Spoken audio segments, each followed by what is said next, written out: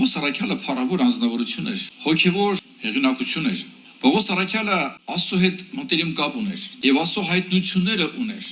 Ինչքանով պետք է այդ մարդուն զարմացնել Թեսաղոնիցի եկեղեցին, որ նրանք ասեն, որ ինք հասի պարտքենք Աստծուն գոհանանք ձեր համար։ Եվ շարունակում է,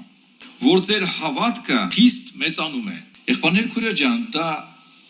կարևոր հարց է, որ մեր հավատքը մեր կյանքի ընթացքում աճի եւ խիստ մեծանա, ոչ թե մի քիչ մեծանա, այլ խիստ մեծանա։ Մենք հիշում ենք մեր տարիները, որոնք անցել են 20, 30, 50 տարի առաջ։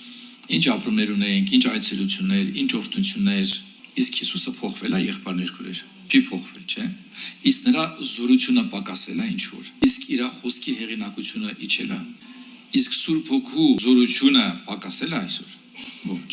Ուրեմն մենք այսօր կանգնած ենք մի լուրջ հարցի առջև։ Մեր հավատքը աճում է, թե կանգնել է, թե մի քիչ կամաց նվազում է։ Անցյալ տարի մենք ինչ հավատքի մակարդակ ունեինք եւ այս տարի ինչ։ Կարող եմ ասել այսօր ես իմ սրտից մեջ պետք չի քարոզեմ կամ վկայություն տամ ժողովրդին ինքս իմ սրտից մեջ, որտեղ հավատք առաջերտին ինձ է պատկանում։ Կարող եմ ասել, որ անցյալ տարի եւ այս տարի իմ հավատքի մեջ տարբերություն կա։ Ես ավելի եմ հոգեվոր աճել, ավելի եմ մոտեցել Տիրոջը,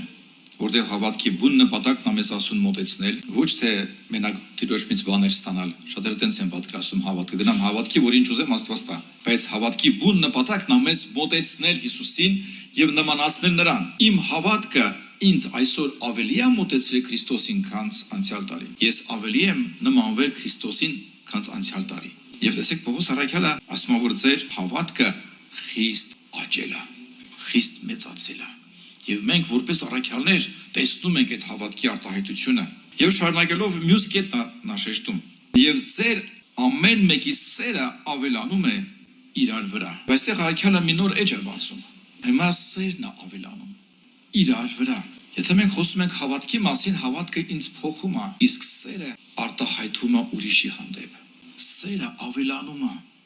Անցյալ տարի այդ սերը մի մակարդակ էր, մի քանակ էր, բայց անցավ մոտ մի տարի եւ Թեսաղոնիկեցի եկեղեցու սերը լրիվ փոխվել էր։ Եվ առաքյալը տեսնելով փառք էր տալի Տիրոջը։ Ասում էր, «Էս ինչ հրաշք է։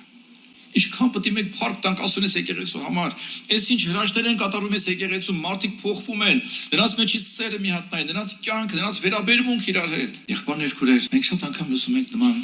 արտահայտություն, եկեղեցում սեր չկա։ Դա ասում այն մարդը, եղբայրներ քույրեր, որը սեր չի զգում իր հանդեպ։ Իսկ սեր չի զգում միայն այն մարդը, որի մեջ սերը մարել արդեն։